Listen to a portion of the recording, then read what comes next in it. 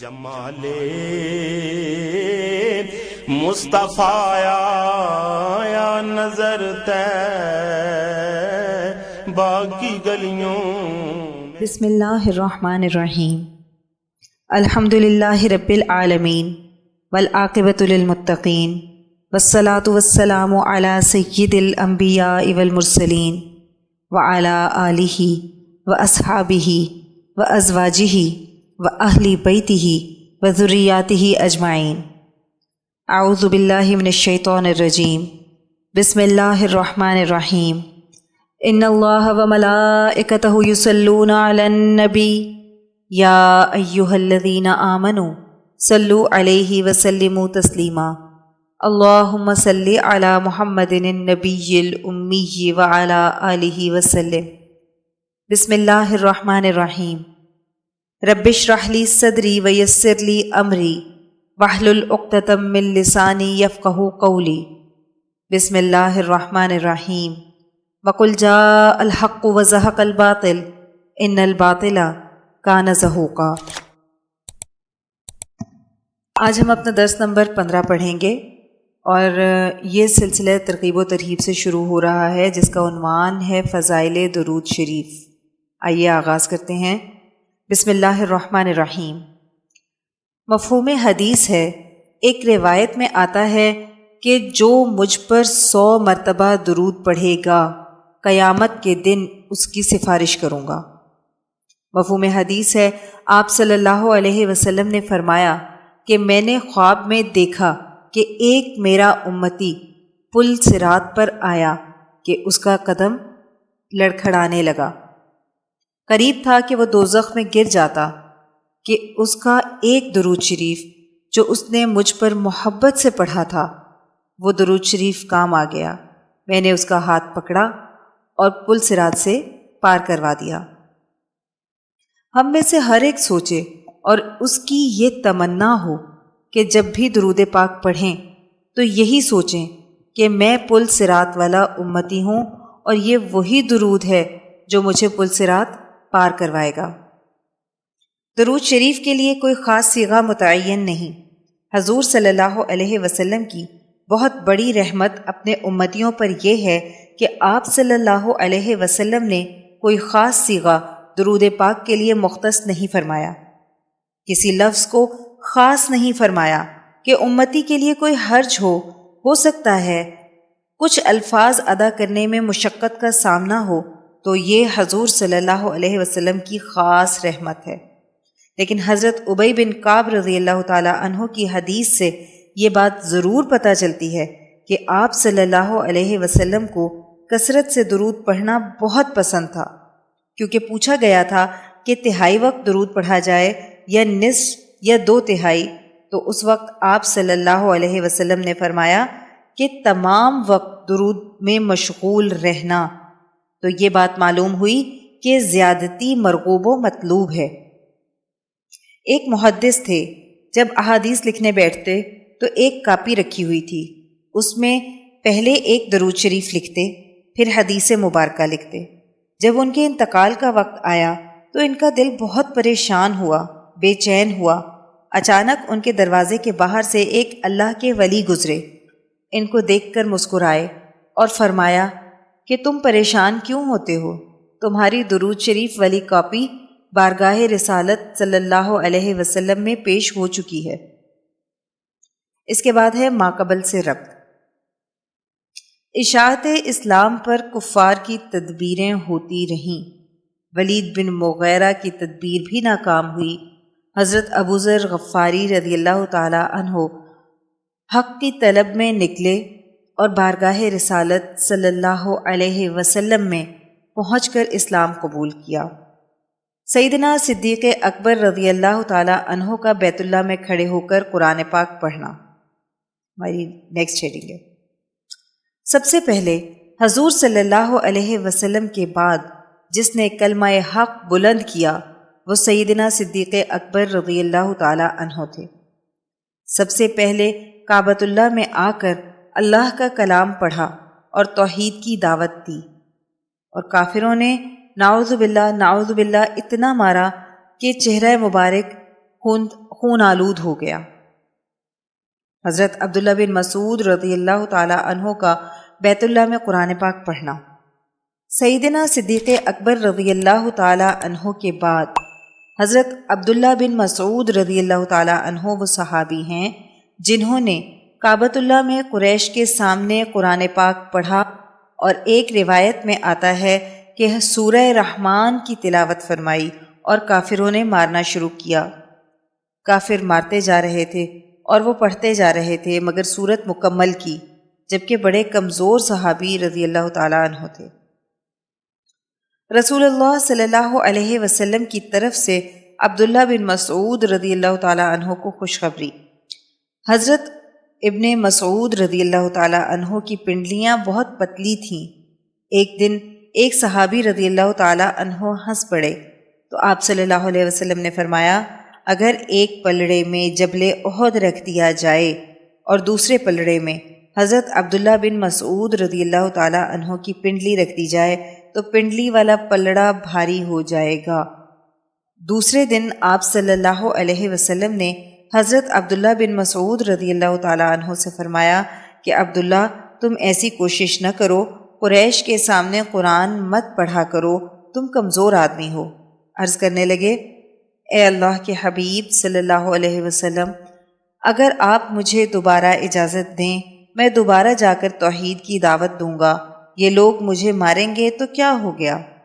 حضرت ابو طالب کے پاس قریش کے وفد کی حاضری۔ Next heading. اب رسول اللہ صلی اللہ علیہ وسلم کے خلاف قریش مکہ نے محاذ بنایا اور حضرت ابو طالب کے پاس آئے اور کہنے لگے کہ ہم تنگ آ گئے ہیں، ہم دو باتیں کرتے ہیں، ان میں سے ایک کو چن لو۔ حضور صلی اللہ علیہ وسلم سے علیحدہ ہو جاؤ، ہم خود ان سے نمٹ لیں گے، یا پھر حضور صلی اللہ علیہ وسلم کو دعوت توحید سے روکو۔ ابو طالب نے آپ صلی اللہ علیہ وسلم کے سامنے قریش مکہ کی یہ دو باتیں پیش کیں تو آپ صلی اللہ علیہ وسلم نے فرمایا، واللہ میرے چچا، اگر یہ لوگ سورج لا کر میرے داہنے ہاتھ پر رکھ دیں اور چاند بائیں ہاتھ میں تو میں ان کو تو ٹھوکر مار سکتا ہوں، مگر اللہ عز و جل کی توحید کو نہیں چھوڑ سکتا۔ قرآن کا مقابلہ کرنے کے لیے نضر بن حارث کی پیشگی۔ Next heading. قریش مکہ کا دوسرا محاذ یہ تھا، وہ کہنے لگے کہ حضور صلی اللہ علیہ وسلم کا مقابلہ کرنے کے لیے اپنے میں سے کوئی آدمی تیار کیا جائے۔ انہوں نے نضر بن حارث سے کہا کہ بس ایک کام کرو۔ نضر بن حارث بڑا قصہ گو اور لفاظ تھا۔ انہوں نے نضر بن حارث سے کہا کہ بس ایک کام کرو، جہاں حضور پاک صلی اللہ علیہ وسلم قرآن پڑھنے بیٹھیں تم وہاں بیٹھ کر قصے کہانیاں شروع کر دو، تو لوگ ان کے پاس سے دور ہو جائیں گے اور کچھ ہی دنوں میں یہ قصہ ختم ہو جائے گا۔ یہ تدبیر بھی ناکام ہو گئی۔ جب یہ چال ان کی ناکام ہو گئی تو وہ ایک سمجھدار لڑکا لے کر ابو طالب کے پاس گئے اور کہنے لگے کہ تم اس بچے کو لے لو، اس کے بدلے ہمیں محمد صلی اللہ علیہ وسلم کو دے دو، ہم بالکل برداشت نہیں کر سکتے کہ ہر وقت ہمارے خداؤں کی توہین کی جاتی رہے۔ ابو طالب نے کہا کہ عجیب لوگ ہو کہ حقیقی بھائی کے بیٹے کو تمہارے سپرد کر دوں اور لوگوں کے بچوں کو پالتا رہوں، یعنی تم نے ابو طالب کو اتنا کم عقل سمجھا ہے؟ میں محمد صلی اللہ علیہ وسلم کو کبھی نہیں چھوڑ سکتا۔ ابو جہل کا رسول اللہ صلی اللہ علیہ وسلم کو عبادت سے روکنا۔ Next heading. رسول اللہ صلی اللہ علیہ وسلم اللہ کے گھر میں عبادت کر رہے تھے کہ ابو جہل آیا۔ ابو جہل کے بارے میں آپ صلی اللہ علیہ وسلم فرمایا کرتے تھے، میری امت کا فرعون ابو جہل موسیٰ علیہ السلام کے فرعون سے بھی زیادہ سخت ہے، کیونکہ موسیٰ علیہ السلام کا فرعون تو مرتے وقت ایمان کا اقرار کرنے لگا تھا، لیکن اس کا ایمان لانا فائدہ مند نہیں تھا، مگر میری امت کے فرعون ابو جہل پر مرتے وقت بھی قبیلے کی غیرت غالب تھی۔ یہ بدبخت آپ صلی اللہ علیہ وسلم کے قریب آیا اور کہنے لگا، یا محمد صلی اللہ علیہ وسلم، تم جانتے ہو کہ میرا قبیلہ بنو مخزوم بہت بڑا قبیلہ ہے۔ اگر تم نے یہاں ظاہری طور پر سب کے سامنے عبادت کی اور توحید کا سبق پڑھایا تو نعوذ باللہ میں تمہیں زندہ نہیں چھوڑوں گا۔ بنو مخزوم کی حمایت۔ ابو جہل نے اپنے قبیلے بنو مخزوم کو اکٹھا کیا اور کہنے لگا کہ دیکھو بات سنو، اب میں اس مقام پر آ گیا ہوں کہ مجھے محمد صلی اللہ علیہ وسلم کی باتیں برداشت نہیں ہوتی۔ میں نے فیصلہ کر لیا ہے کہ تم میری قوم ہو، اگر تم میرا ساتھ دو تو بھی تمہاری مرضی، اور اگر میرا ساتھ نہ دو تب بھی تمہاری مرضی، مگر میں نعوذ باللہ محمد صلی اللہ علیہ وسلم پر حملہ کروں گا۔ ابو جہل نے جب اس طرح اپنے قبیلے کو غیرت دلائی تو بنو مخزوم بھی ابو جہل کے حمایتی بن گئے۔ ابو جہل کی طرف سے تمام کوششیں ناکام۔ Next reading. ایک دن حضور پاک صلی اللہ علیہ وسلم کعبۃ اللہ میں نماز ادا فرما رہے تھے۔ اس ظالم نے ایک بڑا پتھر اٹھایا، اگر وہ پتھر کسی پر گرا دیا جائے تو اس کا سر پھٹ جائے۔ وہ پتھر لے کر آیا اور قبائل والے دیکھ رہے تھے کہ آج ابو جہل اپنا انتقام لے گا۔ جب حضور صلی اللہ علیہ وسلم کے قریب گیا تو الٹے پاؤں بھاگا۔ بنو مخزوم اس کو دیکھ کر جمع ہو گئے کہ کیا ہو گیا۔ ابو جہل کہنے لگا کہ میں جیسے ہی آگے بڑھا، میرے اور محمد صلی اللہ علیہ وسلم کے درمیان ایک نر بیل جس نے اپنے انیاب یعنی سامنے کے دانت نکالے ہوئے تھے اور مجھ پر حملہ آور ہوا۔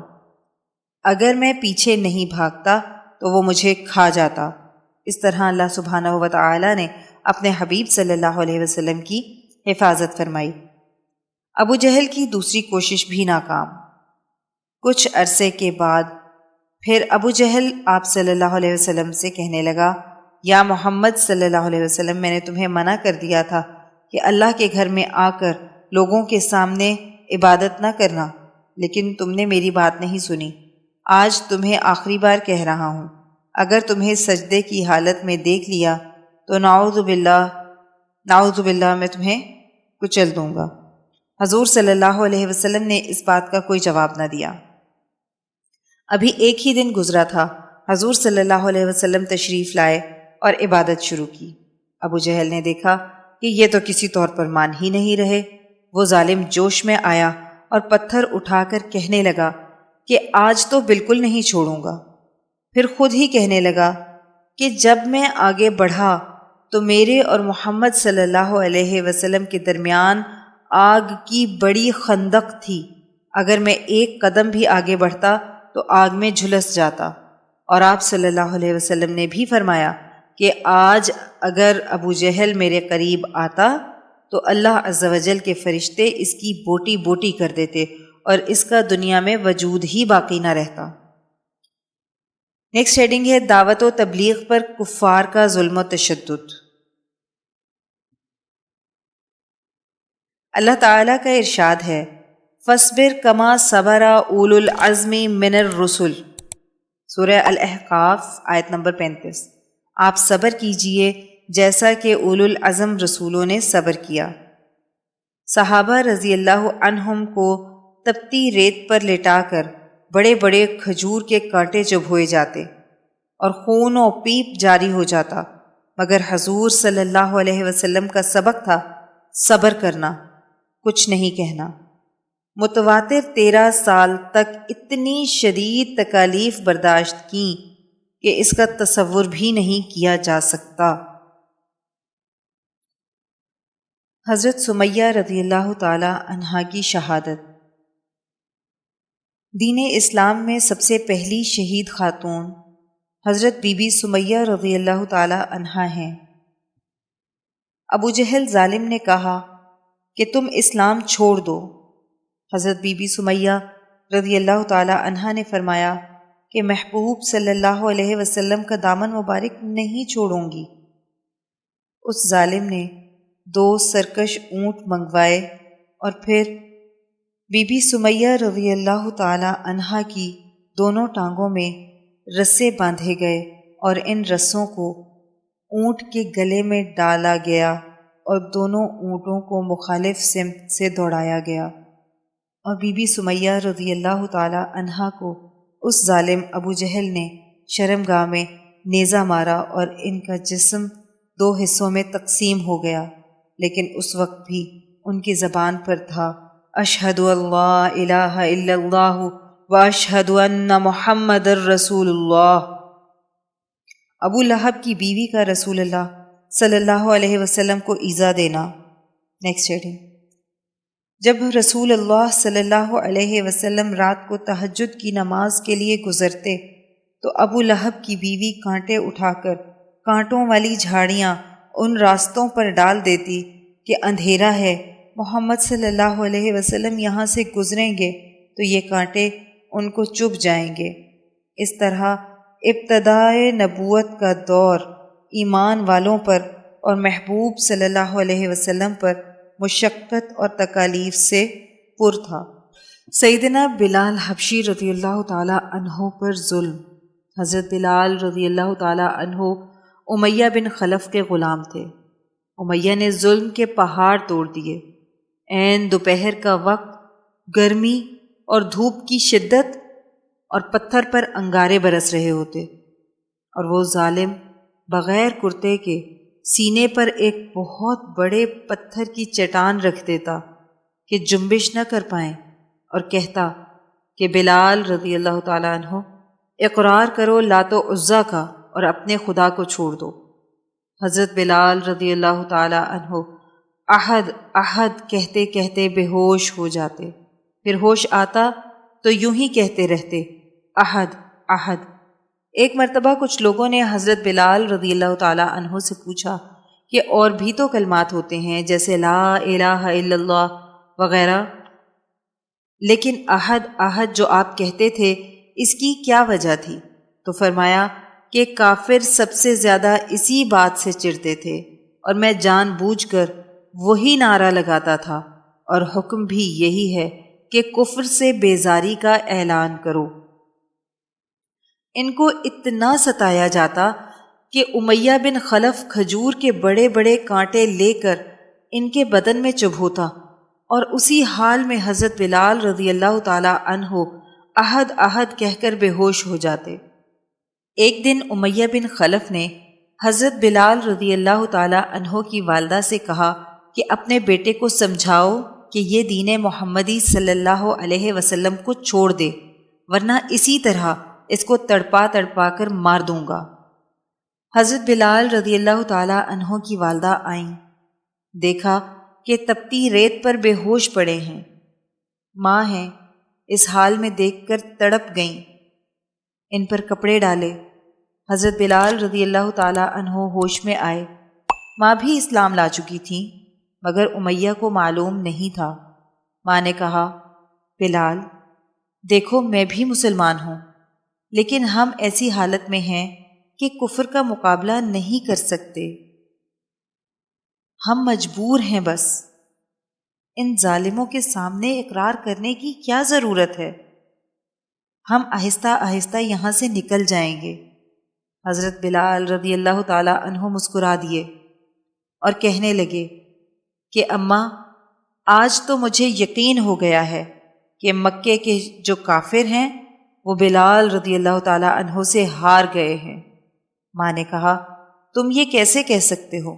حضرت بلال رضی اللہ تعالی عنہ نے فرمایا کہ اگر ایسا نہ ہوتا تو وہ میری ماں کو میرا سفارشی بنا کر پیش نہ کرتے۔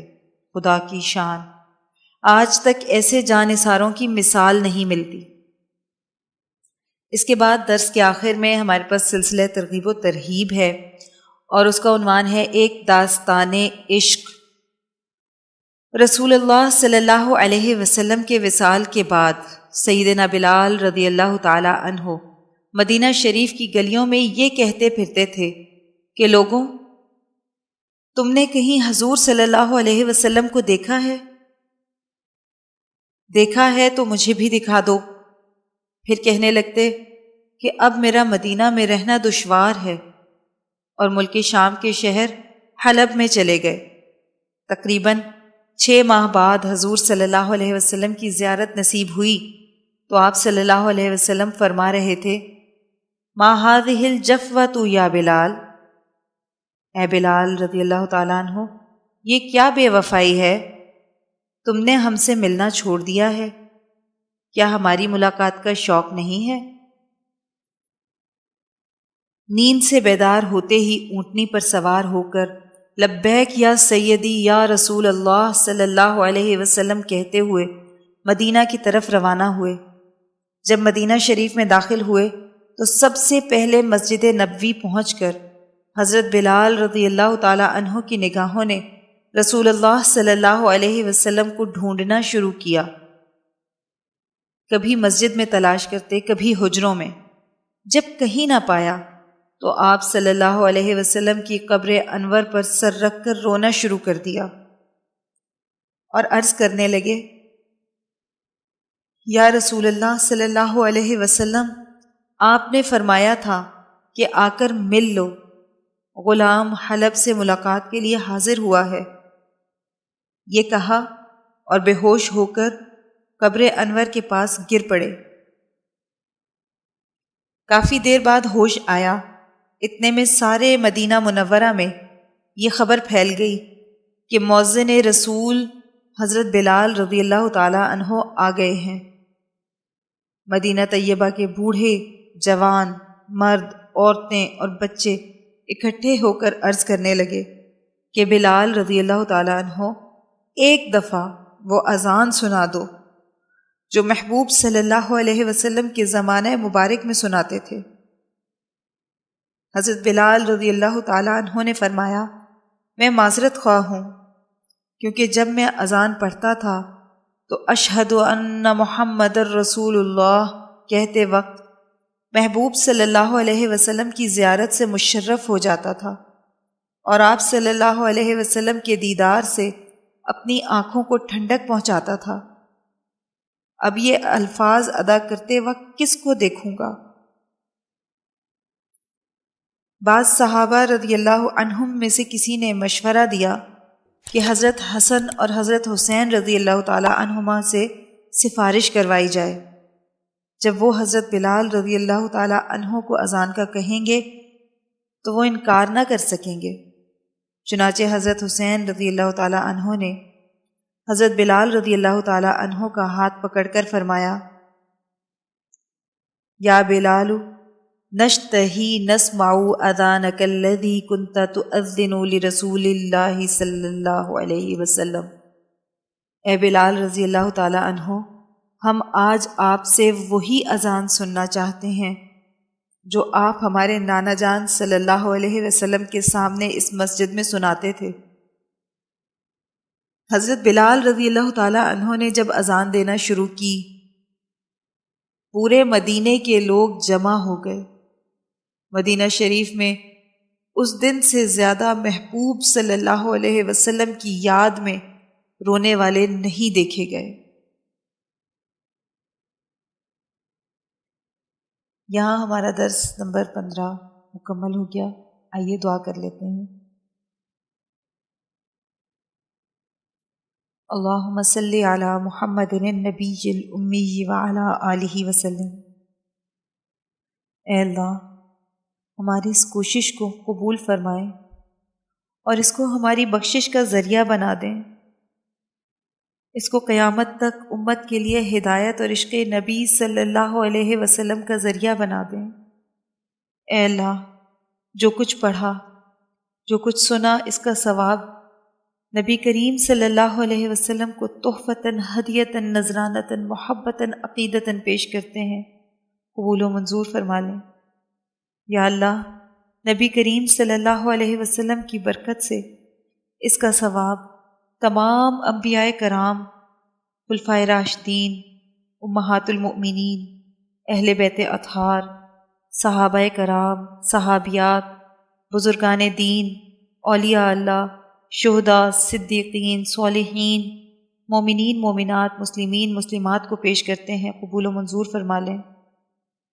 الہی، اس کا ثواب سلسلہ قاسمیہ عزیزیہ نقشبندیہ کے تمام بزرگان، بالخصوص شیخ الاولیاء حضرت مولانا مہر محمد صاحب رحمۃ اللہ علیہ، شیخ الحدیث حضرت مولانا عبد الحکیم صاحب رحمۃ اللہ علیہ، اور شیخ الاسلام حضرت مولانا محمد عبد العلیم قاسمی صاحب رحمۃ اللہ علیہ کو پہنچا دیں اور ہمارے بزرگان کے درجات کو اور بھی زیادہ بلند فرما دیں۔ یا اللہ ہمارے مرشد گرامی حضرت شیخ عزیز القاسمی حکیمی مہروی نقشبندی مجددی دامت برکاتہم العالیہ پر اپنا خاص فضل اور خانقاہ اور مدرسے پر اپنا خصوصی کرم فرما دیں اور انہیں امت کے لیے ہدایت و شفا کا ذریعہ بنا دیں۔ آمین بحرمت سید المرسلین صلی اللہ علیہ وسلم۔ سبحان ربک رب العزت عما یصفون وسلام علی المرسلین والحمد للہ رب العالمین۔ جدر دے